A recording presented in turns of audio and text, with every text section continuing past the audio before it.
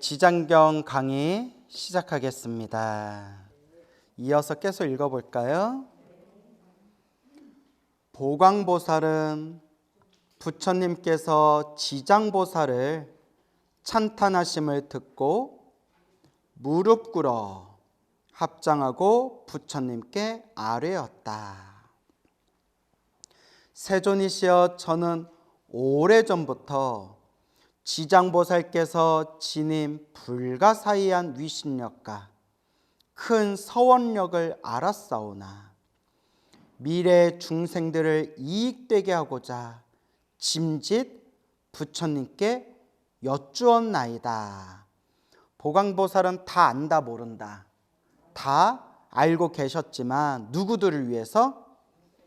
우리 미래 중생들을 위해서, 미래 중생들을 이익되게 하고자 알지만 중생들을 위해서 부처님께 여쭈었습니다 라는 내용입니다. 그러니까 여러분들도 자꾸 스님들한테 물어봐야 돼. 알겠죠? 하지만 무슨 기도가 제일 좋아요? 이건 이제 그만 물어보세요. 아주 그냥 자꾸 물어보고 부처님 가르침을 공부하고. 한국인들은 유독 질문을 잘 안 한대요. 들어보셨나요? 한국인들은 유독 질문을 잘 안 한다. 그런 얘기가 있더라고요. 그래서 우리 부처님 가르침 공부하면서 자꾸 이제 궁금한 거 있으면 또 물어보고. 세존이시여, 이 경전의 이름은 무엇이라 하오며 저희가 어떻게 유포하오리까? 보광보살이여, 이 경전의 이름은 세 가지이니라. 와, 우리가 지장경 했는데 사실 몇 가지라는 거예요? 세 가지래요. 이 경전의 이름은 세 가지가 있다. 하나는 지장본원경이요, 지장보살 본원경, 지장본원경이요. 하나는 지장본행경이며 또 하나는 지장본서력경이니라. 돼 있죠? 그래서 지장본원경 할 때 본원 있죠? 요 본은 전생에, 과거 전생에라고 해석하면 돼요. 과거 전생에. 그래서 우리가 부처님의 전생을 본생이라고 불러요. 뭐라고 부른다? 본생. 본자에 뿌리본, 뿌리가 되는 이란 뜻이잖아요. 뿌리. 그러니까 우리 삶에, 내 삶에, 불보살님의 이 삶에 뿌리가 되는 과거 전생의 모습을 뜻하는 게 본자예요. 그러니까 본원경 할 때 본원은 언제 세운 원력? 그렇죠. 수없는 과거 전생에 지장보살이 세우신 원력을 지장본원이라고 부르는 거예요. 알겠죠? 그래서 본원 하면 수없는 과거 전생에 세우셨던 원력, 본원. 그 수없는 과거 전생에 실천하셨던 그 행을 뭐라고 부를까요? 그렇죠. 본행이라고 부르는 거예요. 본행. 그래서 우리 이 지장경 앞부분에 지장보살이 어떤 원력을 세우셨고 어떤 행을 닦으셨다고 앞에 다 나오잖아요. 그죠? 그래서 과거 전생에 닦으셨던 행을 본행이라고 하는 거예요. 본서력이라고 돼 있죠? 서자. 그래서 여러분 따라해 보세요. 발원, 서원, 원력 다 같은 뜻이에요. 발원하다, 서원하다, 원력. 그래서 본서력이라고 나오죠? 본자는 뭐라고 해석하면 된다고 했어요? 과거 전생. 서력은 따라서 서원, 원력. 서원하고 원력을 붙여서 뭐라고 한 거예요? 서력. 어렵지 않죠? 그렇게 붙인 거예요. 서원, 원력 같은 뜻인데 글자를 붙여서 서력. 지장보살이 과거 전생에 세우셨던 서원, 원력. 그래서 서력이라고 한 거예요. 그래서 따라해 보세요. 지장본원경, 지장본행경, 지장 본 서력경 이니라 하고 나오죠. 예. 다음 달에 물어보면 또 이제 다 까먹는다. 그래도 와준 것만도 고마워요. 이렇게 부처님 가르친 공부하러 이렇게 온 것만도 대단한 거예요. 저도 전생에 얼마나 복을 많이 지었길래 이렇게 부처님 경전을 이렇게 자유자재로 이렇게 설법하고 강의할 수 있는 그런 몸을 얻었잖아요. 그죠? 저도 전생에 복을 엄청 많이 지은 거예요. 그러니까 어떤 노보살님이, 기도 많이 하신 노보살님이, 스님은, 광우 스님은 전생에 복을 참 많이 지었습니다 이러더라고요. 뭐가 보이시나 싶어서, 뭐 좀 보나 싶어서 그게 보여요? 했더니 스님은 귀엽지 않습니까? 이러더라고요. 귀여워 막 이러면서. 그러니까 귀여워서 남에게 호감을 줄 수 있는 것 자체가 전생에 복을 지은 거래요. 그래서 뭐 귀엽다고 하길래 고마워요 뭐 이랬죠. 나도 잘생겼다는 말 좀 들어보고 싶다. 맨날 귀엽대. 그래요. 웃자고 한 얘기예요. 뭐 외모가 뭐가 중요하겠어요. 그래도 우리가 그러니까 부처님 법을 만나서 마음을 닦는다. 이게 참 소중한 인연이에요. 예. 이는 지장보살이 오랜 겁 전부터 내려오면서, 오랜 겁 전부터, 그러니까 이게 본이에요. 뭐라고요? 본. 오랜 과거 전생부터. 이게 본이에요. 큰 서원을 거듭 바라여 중생들을 이익되게 하면서 큰 서원을 거듭 바라였다. 이게 본언이고 서력이에요. 알겠죠? 본언, 서력. 또 중생들을 이익되게 하였다. 이게 뭐예요? 이게 본행이에요. 예, 실천하였다. 알겠죠? 이는 지장보살이 오랜 겁 전부터 내려오면서 큰 서원을 거듭 바라여 중생들을 이익되게 하면서 연유한 것이니라.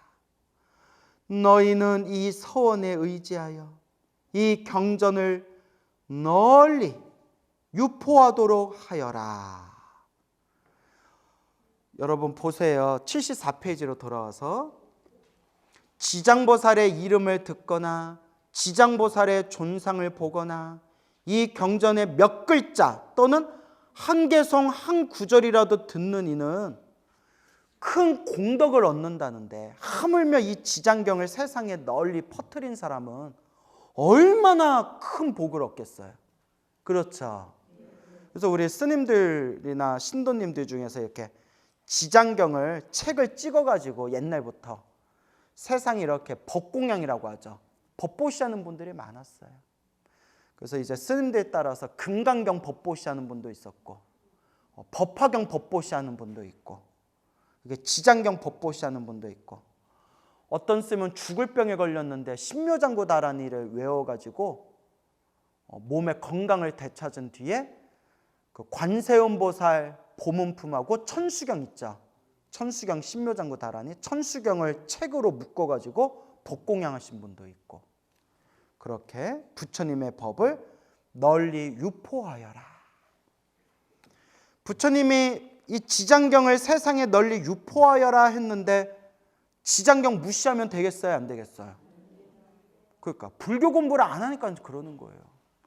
아무리 절에 오래 다니면 뭐예요? 지장경 무시한 그 구업으로 또 나쁜 업을 지어버렸는데, 그 부처님 경전은 함부로 비난하면 된다 안 된다? 구업을 짓지 말아라. 알겠죠? 그러니까 그거 좀 그런 얘기 좀 안 했으면 좋겠어요. 어떤 사람이 이제 금강경 기도 열심히 하다가 법화경 기도를 해서 효과를 봤어요. 그러면 그동안 금강경 기도한 게 있으니까 법화경 기도해서 또 효과를 본 거예요. 그런데 자기 이제 법화경으로 효과 봤다고 야야야 법화경 최고야, 금강경 같은 거 읽지 마, 이러면 안 된다는 거예요. 또 어떤 단체는 8만 대장경 다 필요 없대요. 금강경만 최고래요. 금강경 독송만 하면 된대요. 이러면 된다 안 된다? 안 되죠. 부처님이 언제 그렇게 얘기하셨어요? 금강경만 최고면 부처님이 금강경만 설하셨겠죠. 근데 부처님은 반야심경도 설하셨고 천수경도 설하셨고 금강경도 설하셨고 법화경도 설하셨고 화엄경도 설하셨고. 그러니까 팔만대장경은 골고루 봐야 돼. 알겠죠? 그리고 내가 좋아하는 경전 하나를 기도하더라도 그 하나 열심히 기도하되 다른 경전을 비난하지는 말아라. 근데 우리 절에 다니는 불자님들 중에 그러는 분들이 많아요. 은근히. 이걸 뭐라고 하냐? 따라해서 아집. 나에 대한 집착이에요. 내 것에 대한 집착. 그 다음에 법집. 법에 대한 집착이에요. 아집, 법집. 내가 알고 있는 것, 내가 알고 있는 것만 최고다. 그런 사람들이 너무 많아요. 너무 많아서 이거 뭐 도저히 바로잡을 수가 없어요. 그러니까 저는 제 딴에는 물론 대승불교지만 대승경전에 입각해서 다 경전에 나온 내용들을 신도들한테 설법하고 강의하는데도 오만 악플다는 사람들이 있어요. 그런 걸 보면 에휴, 답이 있다 없다? 없다.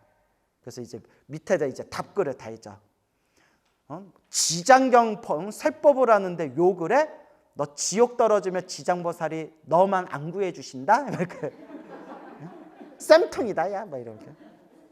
농담이고 그러면 돼요, 안 돼요? 안 되죠. 그냥 나무아미타불 이런. 다 자기 업대로 사는 거예요, 그죠? 여러분 지장경 읽으니까 좋아요, 안 좋아요? 엄청 좋은데 지장경 싫어하는 사람들 있잖아요. 다 자기 업대로 사는 거예요. 그러니까 관세음보살이 좋으면 관세음보살을 부르시고 지장경이 좋으면 지장보살 부르시고. 저는 항상 나무 아미타불 극락세계를 발언하니까 저는 아미타경을 많이 읽어요. 아미타경. 그러니까 그렇지만 제가 아미타경만 읽으라고 안 하잖아요. 그죠? 예. 관세음보살 보문품, 관음경은 관음경대로 좋고 지장경은 지장경대로 좋고 부처님 경전은 다 하나하나 소중하다. 아시겠죠? 이 경전을 널리 유포하도록 하여라. 보광보살은 부처님의 말씀을 듣고 합장하여 공손히 예배한 다음 물러났다 라고 나옵니다. 자, 이렇게 해서 지장경을 많이 공부하신 스님들 중에서는 지장경이 여기서 끝난 거다라고 얘기하는 분도 있어요. 뒤에 나오는 거는 이제 앞에 나온 지장경 부연 설명이라는 거예요. 왜냐하면 여러분 일리가 있는 게, 물론 여기서 끝났다 하면 안 되지만 일리가 있는 게, 팔만대장경을 공부하면 초창기 부처님 경전의 특징이 뭐냐면 그 경전이 끝을 맺을 때, 그 경전이 끝날 때 그 자리에 있는 제자들이나 보살들이나 호법선신들이 부처님께 설법을 다 듣고 나서, 부처님께 설법을 듣고 나서 부처님 이 경을 무슨 경이라 하오리까 여쭤봐요. 이름을 여쭤봐요. 이 경의 이름을 무엇이라 하오리까. 그러니까 부처님이 이 경을, 지금 내가 설법한 이 내용, 이 경을 무슨 경이라 이름하여라 하면 그 자리에 있는 수많은 제자들과 보살들과 호법신장들과 그 자리에 있는 모든 이들이 다 함께 기뻐하고 찬탄하고 합장하며 물러났다. 뭐 이게 한결같은 패턴이에요. 그래서 경전 공부를 하다 보면 그 부처님의 설법이 끝날 때 부처님 오늘 해주신 설법의 이 내용을 무슨 경이라 이름하오리까, 무슨 경이라 하여라. 그러니 다 함께 기뻐하고 찬탄하였다 라고 이렇게 끝맺거든요. 그 지장경도 보광보살이 부처님 이 경의 이름을 무엇이라 하오리까 하니까 부처님께서 지장본원경이요 지장본행경이며 지장본설역경이다. 이 경을 널리 유포하여라. 이 경을 세상에 널리 전해라. 이게 경전 끝낼 때 일반적인 패턴이에요. 알겠죠? 그래서 이렇게 이름이 나오면 사실 경전이 끝난 거나 다름없는데, 이렇게 뒤에 우리 아직 공부할 거 더 남았죠.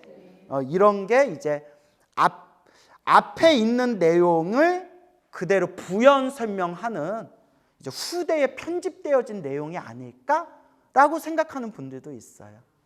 근데 뭐 그런 것까지 우리가 깊이 생각할 필요는 없고, 지장경 한 문장 한 문장은 다 소중하고, 또 뒤에 앞에서 또 제대로 설명이 안 된 부분이 뒤에 또 자세히 나오는 내용들이 있거든요.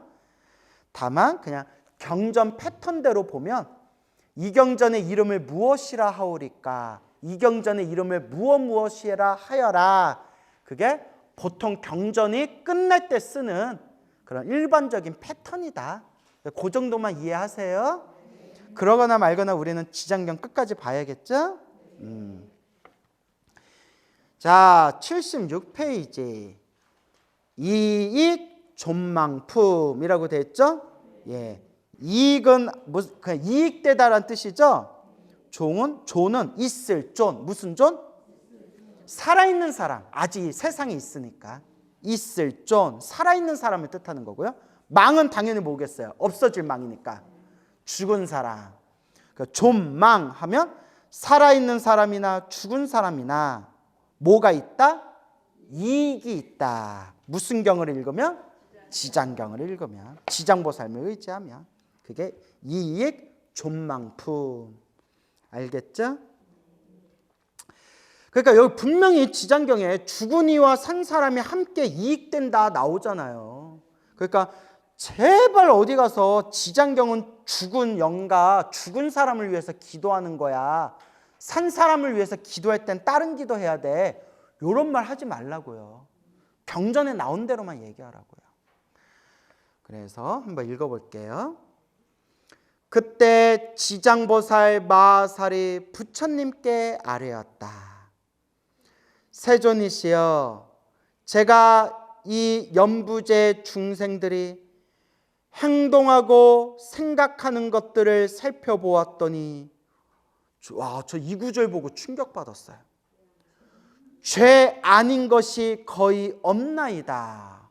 죄 아닌 게 없대요. 왜냐? 우리 중생이, 여러분, 우리가 세상을 바라볼 때 빨간 안경을 쓰고 세상을 바라보면 세상이 다 무슨 색깔로 보일까요? 빨간색. 노란 안경을 끼고 세상을 바라보면 노란색. 파란색 안경을 끼고 세상을 바라보면 파란색. 그리고 우리 중생은 태어날 때부터 죽어서 또 태어나고 또 죽어서 윤회를 하면서 성불하는 그날까지, 완전한 깨달음을 얻는 그날까지 탐욕과 성냄과 어리석음에 휩싸여 있대요. 탐욕과 성냄과 어리석음의 안경을 끼고 있기 때문에 세상이 다 어떻게 보여요? 탐욕과 성냄과 어리석음의 모습으로 휩싸이면서 살아가는 거예요. 탐욕과 성냄과 어리석음으로 살아가고 있으니 우리가 말하고 행동하고 생각하는 게 다 뭐 아님이 없어요? 탐욕과 성냄과 어리석음 아닌 게 없어요. 그러니까 죄 아닌 게 없대요. 얼마나 무서워요. 우리 중생이 살아간 게 다 욕심이에요. 욕망. 다 욕심이에요. 욕망, 욕심. 그리고 내 마음에 안 들면 뭐가 나요?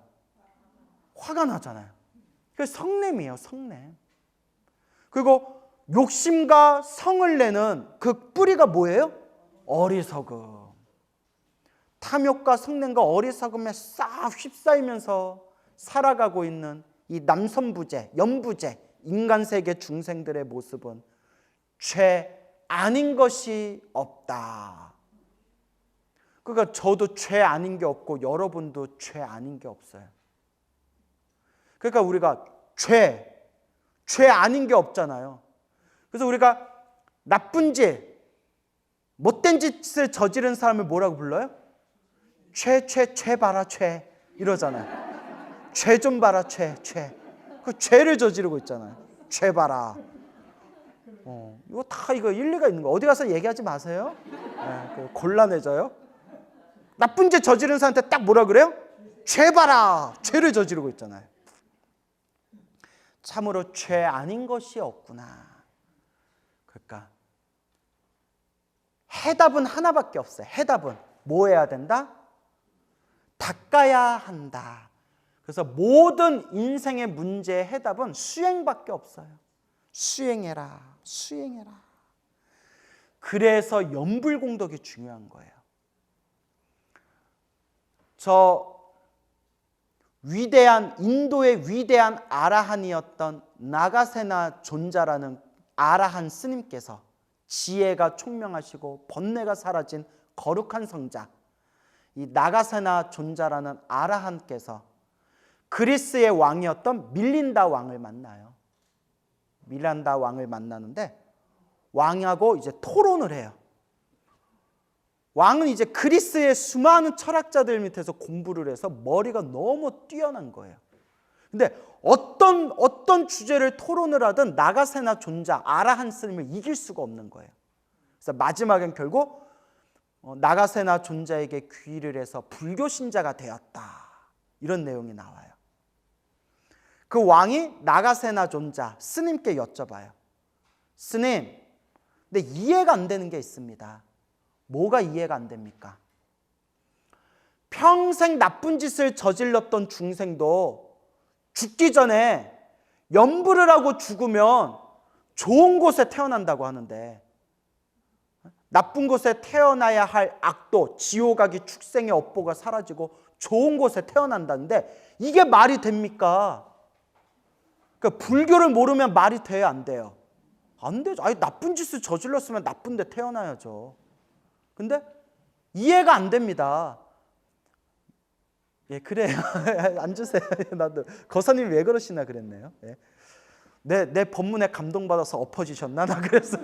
네, 그래요. 자, 다시요. 불교를 공부한 사람 입장에서는 우리가 부처님의 가피와 은혜를 믿지만 불교를 모르는 사람들이 야, 평생 나쁜 짓을 해도 죽기 전에 염불하고 죽으면 좋은 곳에 태어난대. 그래서 사람들이 뭐라고 생각했어요? 콜! 야, 우리 마트 가서 마트 털자. 은행 가서 은행 털자. 야, 그동안 미웠던 놈들이 있으면 붙잡아다가 땅에다 묻어버리자. 야, 너 그래서 죽어서 너 어떡하려고 그래? 그 죄를. 괜찮아, 죽으면서 뭐 하면 돼? 염불하고 죽으면 되잖아. 물론 제가 좀 오버해서 한 얘기지만. 그러니까 이 왕도 이해가 안 되는 거예요. 스님, 내 불교가 이해가 안 되는 게 있습니다. 평생 나쁜 짓을 저질렀던 사람이 죽을 때 염불하면서 죽으면 좋은 곳에 태어난답니다. 이게 말이 됩니까? 딱 그 유명한 비유가 나와. 여러분도 한 번씩 들어봤을 거예요. 워낙 불교의 유명한 비유라서. 왕이시여, 제가 질문을 드리겠습니다. 저 작은 돌덩어리를 들어서, 작은 돌멩이를 들어서 물에다가 집어던지면 저 돌멩이가 어떻게 되겠습니까? 당연히 어떻게 돼요? 물속으로 쫙 떨어져서 물속으로 가라앉습니다. 그러면 저 작은 돌멩이를 던졌을 때 저 작은 돌멩이도 물속에 가라앉는데, 왕이시여, 지금 왕 눈앞에 보이는 저 큰 바위, 저 큰 돌덩어리를 들어가지고 물에다 집어넣으면 어떻게 되겠습니까? 아유, 스님, 그런 질문이 어디 있습니까? 작은 돌멩이도 물속에 쏙 빠지는데 저 돌멩이보다 훨씬 큰 저 바위 돌덩어리는 당연히 물속에 가라앉죠. 그러면 저 큰 돌덩어리를 큰 배 위에다가, 어디 위에다가? 배. 물에 떠 있는 배요. 큰 배 위에다가 올려놓으면 어떡하겠습니까? 가라앉아요, 안 가라앉아요? 안 가라앉았죠. 우리가 큰 바위같이 큰 무거운 무게도 큰 배에다가 실어가지고 바다를 왔다 갔다 하잖아요. 저 큰 바위를 왕이 가지고 계신 큰 배에다가 올려놓는다면 물에 가라앉겠습니까? 안 가라앉겠습니까? 배 위에다 올려놓으면 당연히 안 가라앉습니다. 왕이시여, 그와 같습니다. 저 큰 돌덩어리가 우리가 중생이 지은 업보라면 그 업보를 지탱하고 있는 큰 배는 무엇과 같습니다? 부처님의 연불과 같습니다. 부처님의 연불과 피는 이와 같이 위대하고 심오해서 큰 돌덩어리를 배 위에다 실으면 물에 빠지지 않듯이 중생의 무거운 업보도 무엇으로? 부처님의 연불공덕으로 그것을 이겨낼 수가 있는 겁니다 하니 왕이 감탄하면서 스님의 비유를 잘 알아듣겠습니다 라고 하는 그런 내용이 나옵니다. 마음에 와 닿으세요? 연불공덕이 이렇게 대단하다는 거예요. 이게 연불공덕이라는 거예요. 그러니까 여러분들은 살 길이 있어요, 없어요? 여러분 살 길이 있네요. 그래서 세존이시여, 제가 이 연부제 중생들의 행동하고 생각을 하는 것들을 살펴보았더니 죄 아닌 것이 거의 없나이다. 죄 아닌 것이 없지만 우리는 뭐 하면 돼요? 그냥 부처님께 다 내려놓고 연불하면 돼. 알겠죠? 또 이 얘기만 쏙 듣고 그러면 나 부처님한테 다 내려놓고 연불하면 나쁜 곳에 안 떨어질 테니까 나 하고 싶은 대로 막 살아야지 이러면 돼요, 안 돼요? 그건 또 안 되겠죠. 그만큼 이제 연불공덕이 뛰어나다는 거예요. 그래서 제가 늘 하는 얘기, 평소에 항상 연불하는 습관을 들이고 할 수만 있다면, 어려운 수행의 경지지만 할 수만 있다면 죽으면서 뭐 하면서 죽을 정도가 되자? 연불하면서 죽을 정도 되자. 알겠죠? 예. 자, 한번 볼까요? 더러는 착한 마음을 낼지라도 처음의 마음을 지키기가 어렵고, 그렇죠? 나 오늘부터 기도 열심히 해야지. 나 오늘부터 부처님 법문 열심히 공부해야지. 나 오늘부터 강의 열심히 나가야지. 돼요, 안 돼요? 안 되죠. 처음의 마음 그대로 쭉 나아갈 수 있으면 우리 벌써 다 성불했다니까요. 자꾸 중간중간 어떤 마음이 생겨요? 예? 게으른 마음이 자꾸 생기잖아요. 저도 처음에 이렇게 헬로보타 TV에서 여러분들한테 강의할 때는 매주 여러분들 만나는 시간이 너무 소중했지만 지금은 오늘 비 오는데 쉬고 싶다. 오늘 기분 꿀꿀한데 그냥 꿀차나 마시고 쉬고 싶다. 이런 마음 들어요, 안 들어요? 안 들어요. 안 들어요. 나 실수할 뻔했다. 예. 너무 좋아요. 알겠죠? 예. 수리수리 마수리 수수리 사바.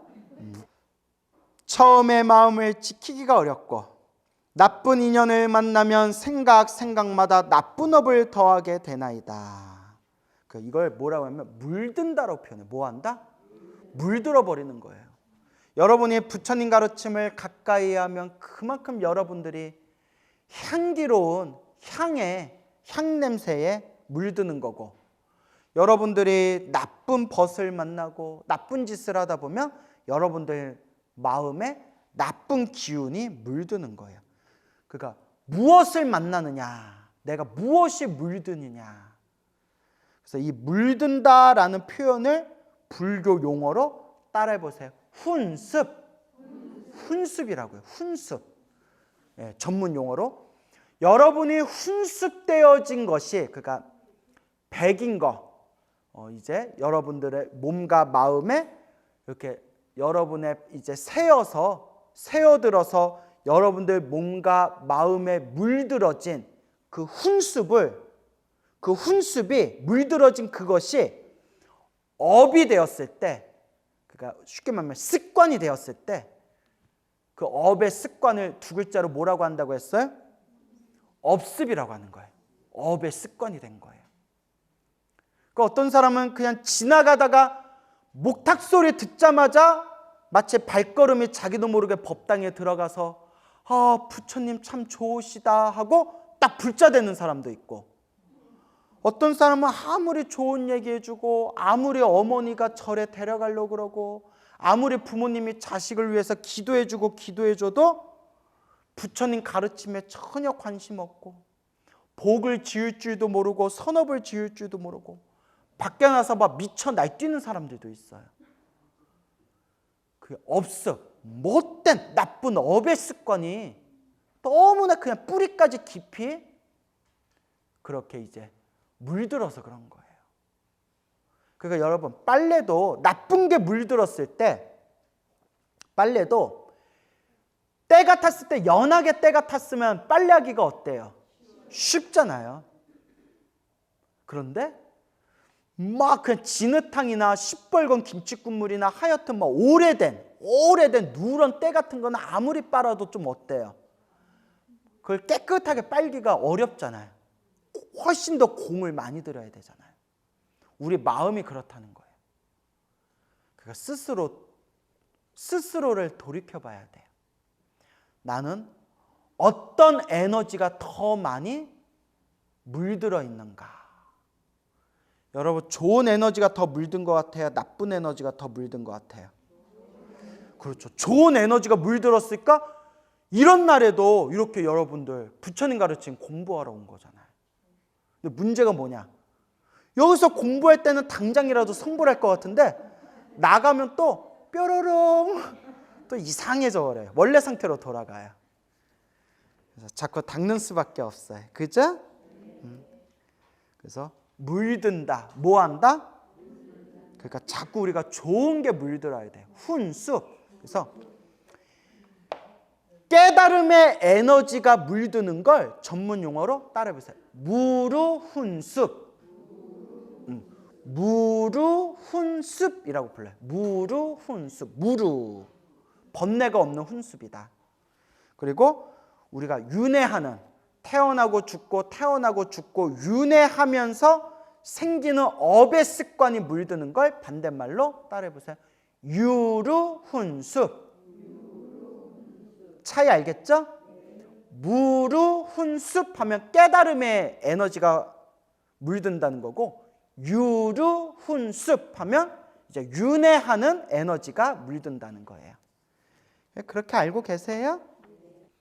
마치 무거운 짐을 지고 진흙길을 걷는 사람이 갈수록 몸이 지치고 짐이 무거워지고 발이 깊은 수렁으로 깊이 빠져 들어가게 되는 것과 같다. 짐이 무거울수록 길을 걷기가 쉬워요, 어려워요? 어렵죠. 그대로 여러분, 업보가 두꺼울수록 살아가는 게 쉬울까요, 어려울까요? 어려워요. 이제 우리가 왜 괴로운지 알겠죠? 짐이 무거운 사람이 길을 가기가 힘들듯 업보가 두꺼운 사람들이 인생 살아가기가 힘든 거예요. 전생에 그러니까 복 좀 지어놓지, 전생에 선업을 좀 지어놓지, 전생에 뿌려놓은 게 없고 오만 빚만 가득 지어가지고 그 빚덩어리, 그 업보라는 빚덩어리 때문에 살아가기가 힘든 거예요. 그럼 왜 그렇게 살았냐고요? 왜 그렇게 살았냐고요? 그걸 알면서 왜 안 닦냐고요? 왜 안 닦냐고요? 또 내가 이렇게 이야기하면 여러분들 속으로 지는? 뭐 이러고 나도 사는 게 힘들어 막 이러면서. 자, 이제 인생이 왜 살기 힘든지 알겠죠? 뭐가 있어서? 업보라는 짐이 있어서. 그 이제 알았잖아요. 알았으니까 이제 누가 닦아야 돼요? 내가 닦아야 돼요. 빚이 적을수록 갚는 속도가 빠르고요. 빚이 많을수록 갚는 속도가 느리고요. 정말 지독한 업보는 아까 얘기했던 사람처럼 아무리 자식을 위해서 기도해줘도 자식이 미쳐 날뛰는 거예요. 너무나 지독해서 웬만큼 기도해도 안 풀리는 거예요. 그럼 쓰면 어떻게 해야 됩니까? 뭘 어떻게 해요? 더 열심히 기도해야지. 이번 생에 풀리든 안 풀리든 이번 생 닦은 만큼 다음 생에 또 그 인연을 만나는 거예요. 그러면 다음 생에 이제 어떤 인연으로 만나야죠? 좋은 인연으로 만나야죠. 스님, 어떻게 해야 돼요? 기도하는 수밖에 없죠. 그러니까 이번 생에는 잘 닦읍시다. 알겠죠? 이렇게 강의 듣고 한 3일은 잘 닦더라고. 한 4, 5일 지나면 이제 또 게을러지고, 또 다음 주에 만나서 법문 듣고 강의 들으면 또 3, 4일은 잘 닦더라고요. 동감하세요? 다행히 선지식을 만나면 짐의 일부를 짊어져 주기도 하고 전부를 짊어져 주기도 합니다. 선지식은 큰 힘이 있기 때문에 다시 그를 부축하여 힘을 내게 도와주고 인도하여 평지에 이르러서는 반드시 지나온 나쁜 길을 살펴보게 함으로써 두 번 다시 그 길을 밟지 않게 하옵니다. 따라해 보세요. 선지시. 예, 훌륭한 스승, 훌륭한 도반. 최고의 선지식은 누구겠어요? 부처님, 지장보살님, 불보살님. 자, 근데 여기서 중요한 거. 이런 선지식을 만나는 것도 누구 인연이다? 내가 지은 업의 인연이다. 그래서 늘 부처님인가 큰 스님이 하시는 말씀, 좋은 인연을 지어라. 좋은 인연을 지어라. 내가 지은 업의 인연대로 만나고 헤어진다. 어떤 인연을 지어라? 좋은 인연을 지어라. 여러분은 엄청나게 좋은 인연을 짓고 있는 거예요. 부처님과 인연을 맺고 있지. 지장경 공부하고 있지. 이렇게 부처님 가르친 공부하고 있지. 인연 무슨 년? 좋은 인연. 발음이 또 이상하네. 좋은 인연을 짓고 있다. 여러분 스스로 좋은 인연을 짓고 있다 믿음이 가세요? 예, 믿으셔야 됩니다. 여러분들이 지금 그나마 좋은 인연을 짓고 있다라는 걸 꼭 명심하시기 바랍니다. 오늘 여기서 마치겠습니다. 예.